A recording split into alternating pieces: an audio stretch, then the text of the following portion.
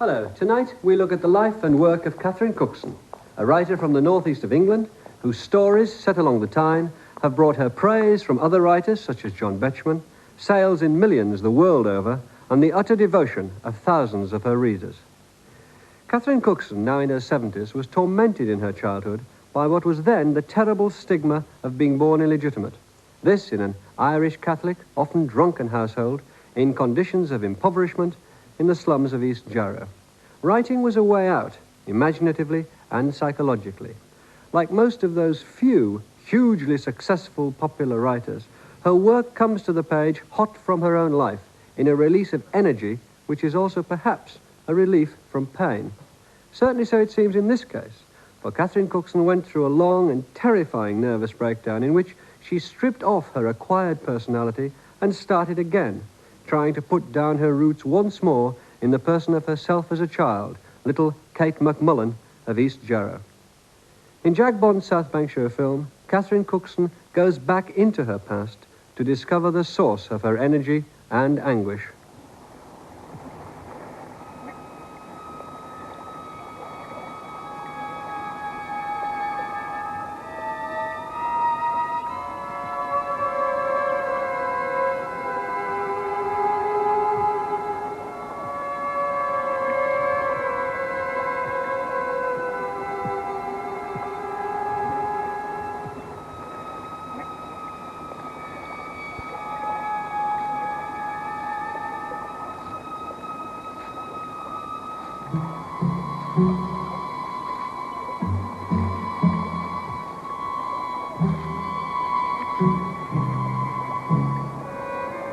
To all bairns who own no name, and who behind laughter-lighted face hide the shame of sin, which benefited their joy not a trace. To all bairns who carry the weight of guilt, of censure and law, who reach the courts, the borstalls, the homes, look not in them for flaw, nor yet in their mothers who were bairns, or in their nameless fathers who were bairns, right down the ages to time's start. But seek the flaw in good men who make laws for bairns to keep. And having looked and found, ask that this law that breeds a stigma and wreaks its stench on woman and calls her offspring bastard, be changed. Do not ask me how. The victim's vision is distorted, for in her mind she is still a bairn and the fly blow of the system.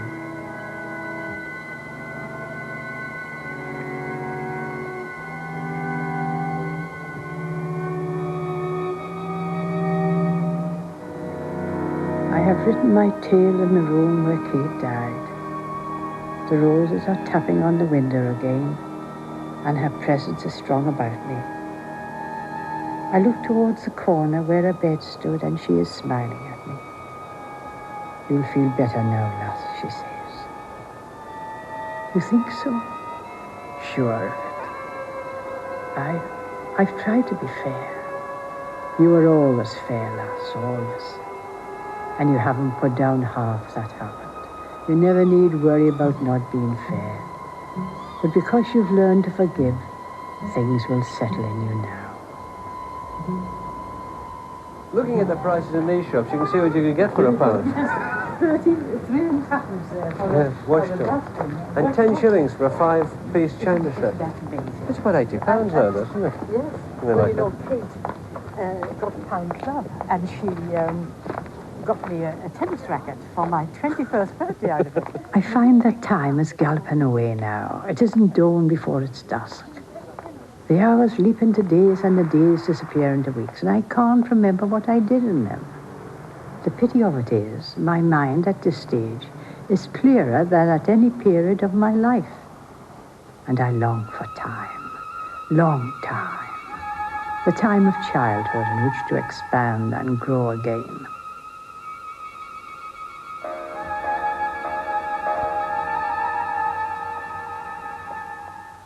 You know, we are what our early environment makes us. I believe that is true. All through our life, those early years color our thinking. And no matter how thick the veneer, hereditary has a way of kicking itself through the skin.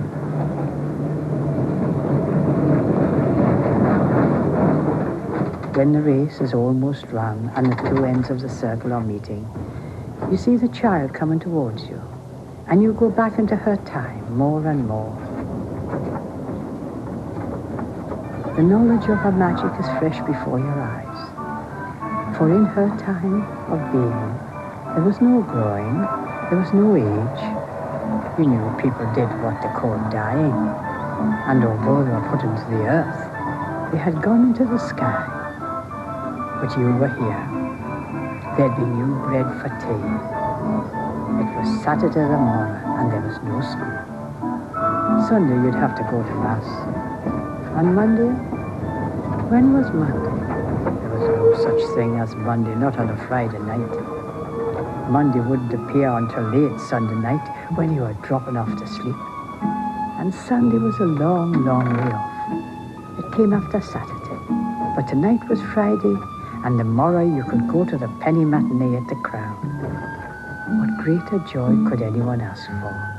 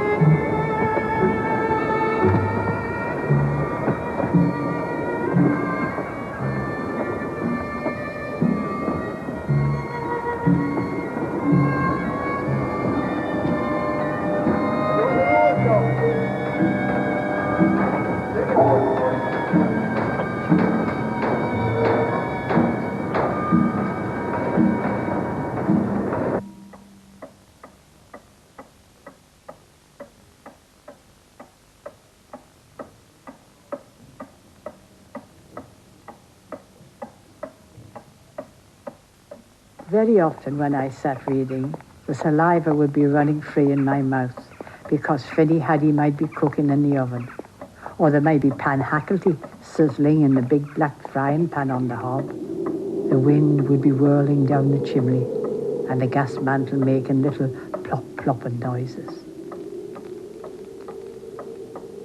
You see, our fireplace was all black, you see, but it had been made by a Jarrow firm, and right across the top here were the words, Grieve and Gillespie, Jarrow on time, you see.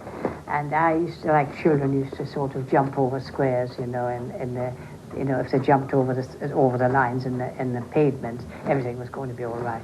Well, what I used to do, I used to count each letter, and if I could get the letters to sort of go in between the ticks of the clock, my day was going to be all right. Never was. Never was. There was something wrong with the clock.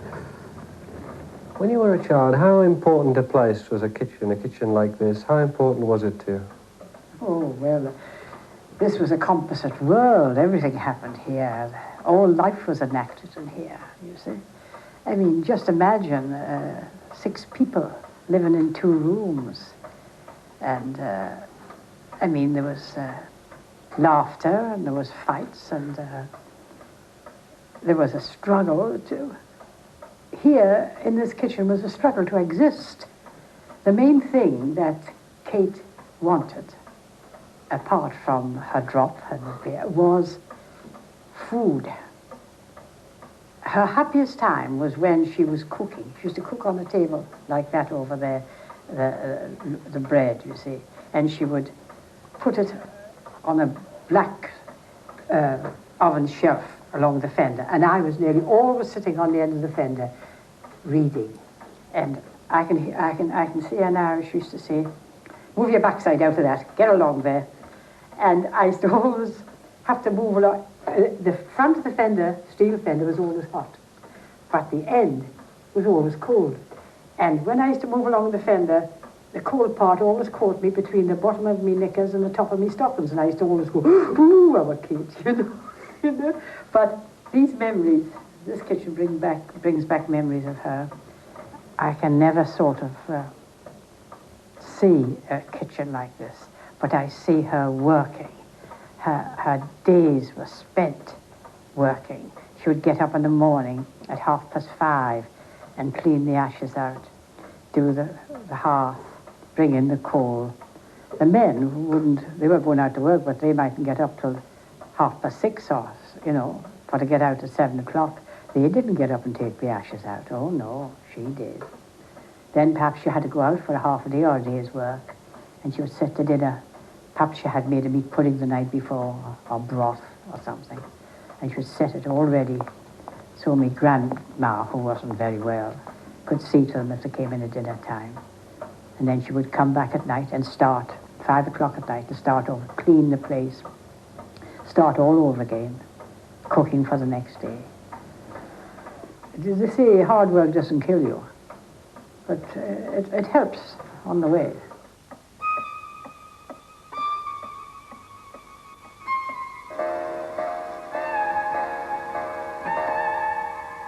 The lavatory was the only place in our environment where you could lock yourself in and be alone.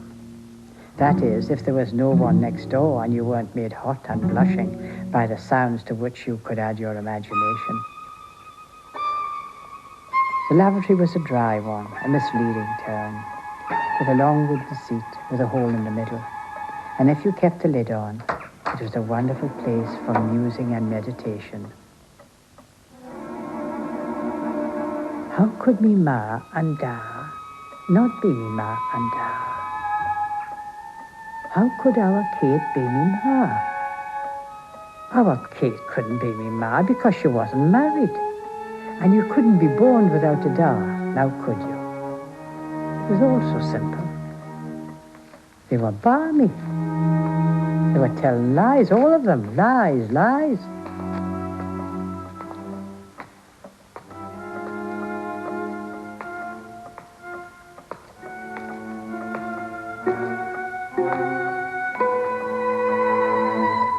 From the time of my first confession, I had nightmares. The first one I remember clearly.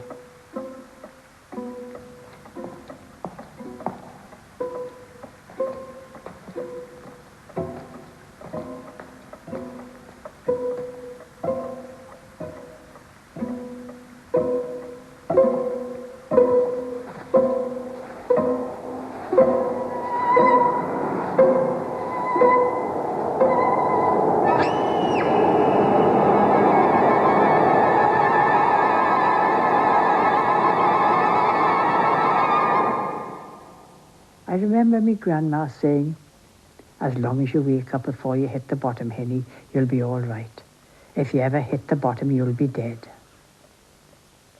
Can you tell us a bit about your granddad? What was he like? Oh, I need to write another book to tell you about my granddad.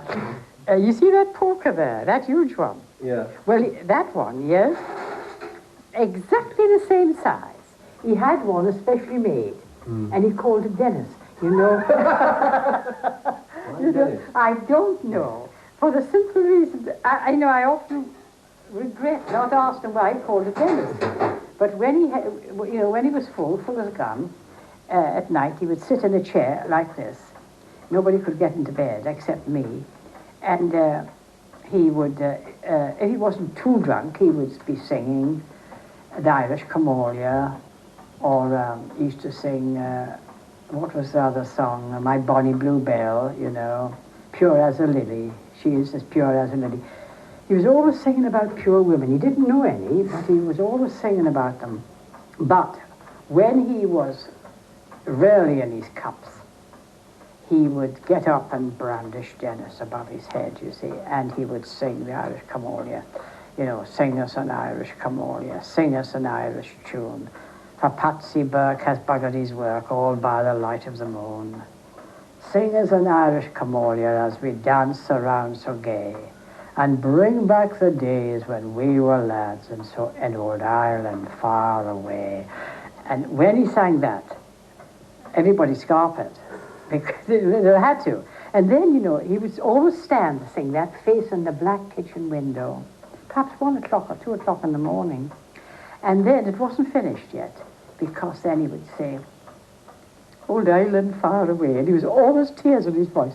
Old Ireland far away, and be God, as far away it is at this minute. You know, I had been under the impression for years that Ireland had once been the capital of England until they moved it across the water.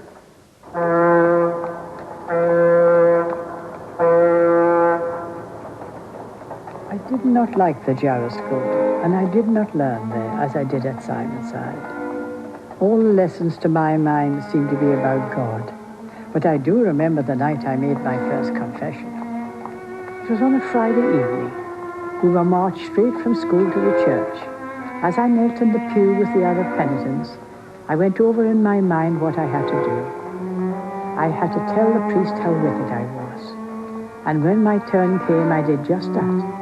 A strong hand on my collar thrust me into a black box in which I could see nothing but a glimmer of light high above my head.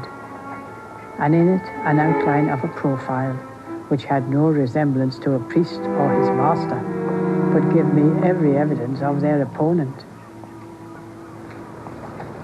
Hello, Katie. You've been dancing round the lamppost again, haven't you? You know, I used to do that when I was about your age, but I had a rhyme that I used to chant, and it went like this.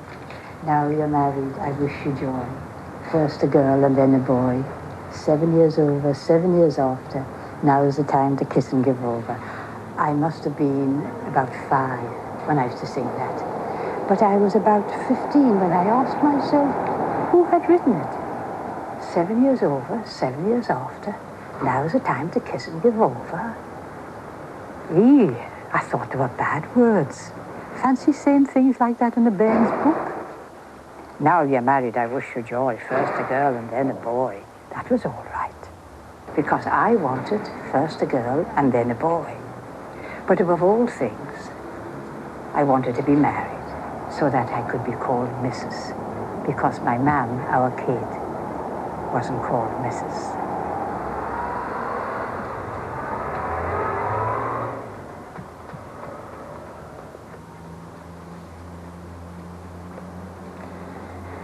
I can smell my memories of childhood. Perhaps it's old age creeping on, but I find my mind going back more and more to episodes in that time. Here I am, 77, and I know that inside I am still very much the child that was Katie McMullen of East Jarrow. Only the facade is the woman, and it hasn't the power to control the child. Somehow, I can't ignore the power of the child I once was and still am. I'm still hurt as she was hurt. I still laugh as she laughed. I still have that secret insight that she had. The insight that recognized sorrow and loneliness in others. The insight that was in me before I suckled milk. For as our Kate said, if I in her womb had been aware of what she was suffering during those 9 months that she carried me, then I would surely have been born mental. Well, I must have been aware of her pain, for I nearly went mental, didn't I?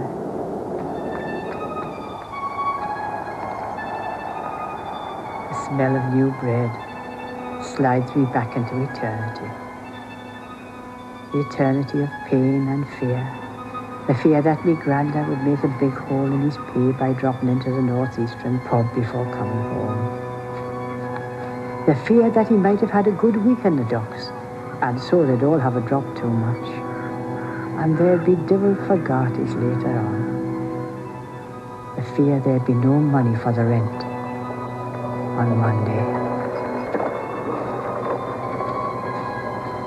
The fear of facing the head mistress and admitting I hadn't been to Mass, oh, that fear outdid the one on purgatory, hell and damnation.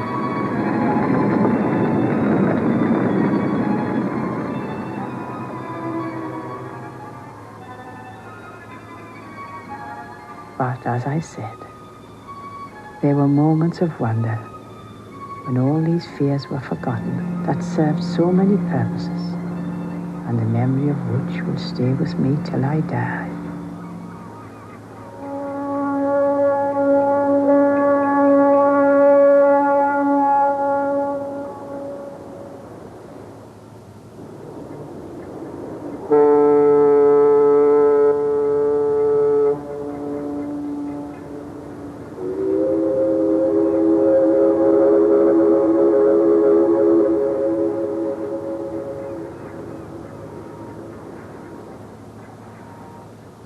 Above us in those days lived a family called Romanus.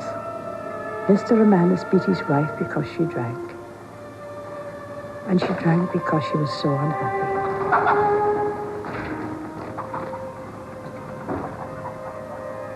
The day she died, we heard the thud. I remember everybody seemed to blame Mr. Romanus, yet nobody had ever said anything to him or tried to stop him knocking his wife about. There were certain things that were none of your business. Katie, me darling. Your father will be taken away with pain.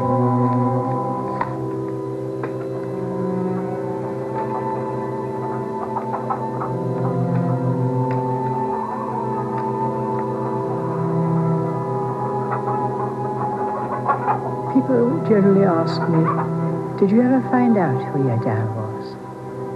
And I always answer, not really. Sacrifice anything, come what might, for the sake of having you near. In spite of that warning voice, comes in the night, it repeats in my ear. Don't you know, little fool, you never can win.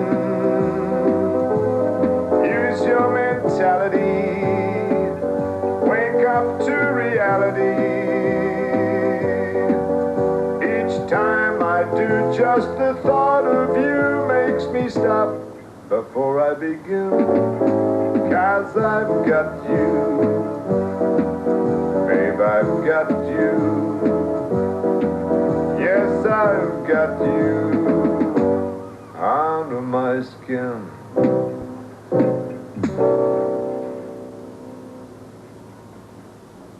You know what I think? I think Katie's dad must have been an actor.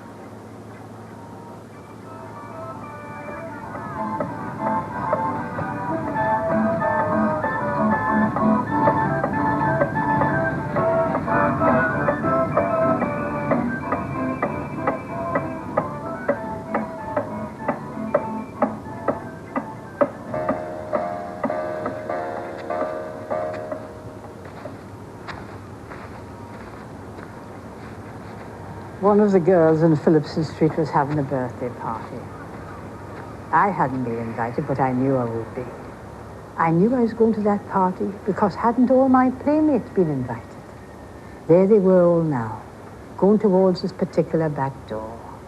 But the funny thing about it was, they all passed me without even looking the side I was on. I might as well have been a brick in the wall, for all the notice they took of me. They had all the best dresses on. Some had pennies over the dresses, and they all wore nice hair ribbons, and each carried a little parcel. When the last one had gone in, I still hadn't moved. But when I thought I heard our Kate's voice calling me, I went swiftly down the back lane, keeping close to the wall, past the low lavatory hatches, past the higher coal hatches, until I came opposite that particular door. And there I stood, looking towards the upstairs window. And as I stared, there came into my body a riot of feelings: anxiety, disappointment, urgency, all churning round in a sort of breathless desire. I stood with my mouth open, panting. I had to get into that party. It was imperative that I got into that party, because I had never been to a party.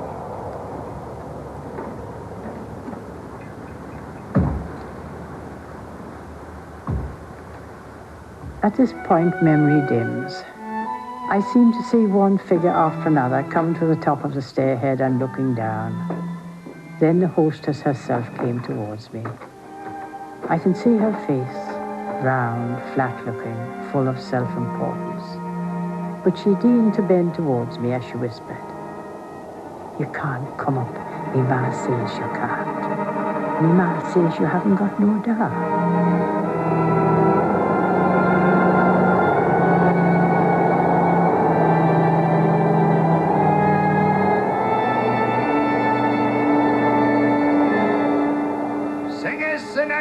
Come all ya, sing us an Irish tune for Patsy Boak as Buggety's walk all by the light of the moon. Sing us an Irish camolia as we dance the runes gay and bring back the days when we were lads in old Ireland far away, far away.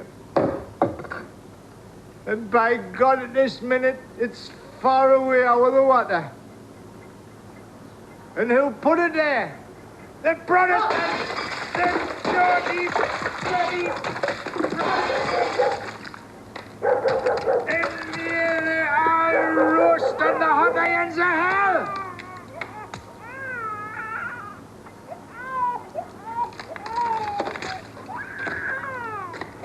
Sing us an Irish camolia, sing us an Irish tune, for Patsy Boak as Buggety's walk, all by the light of the moon. Sing us an Irish camolia. It was that as we dance ignorant old man who first told me I was a writer. He didn't exactly say I was a writer, not in so many words. What he actually said was, "It's a stinking liar you are, Katie McMullen. A stinking liar." I remember the day he said that to me. I was very small. And I can see myself running up the backyard and into the kitchen and going straight to him where he sat in his big high chair, crying, "Granda, you know that little man you tell me about, the one that sits on the wall in Ireland, no bigger than your hand? You know him, with the green jacket and the red trousers and the buckles on his shoes, and the high hat and the shillelagh as big as himself. You remember, Granda?" "Aye, what about him?" "Well, I've seen him, Granda." "You have you?" "Aye, Granda. He was round the top corner." "He was he? And I suppose he spoke to you?" "Aye, Granda, he did." "And what did he say?" "Well, he said, 'Hello, Katie.'" He said, "Hello, Katie, did he? And what did you say to him?" "I said, 'Hello, mister. Me grandad knows you.'" I can see him.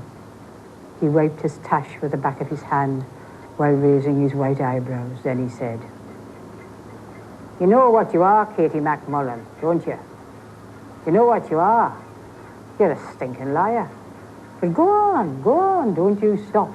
For by God, it'll get you someplace. Either into the drink or into the money." The Protestants! The dirty, bloody Protestants!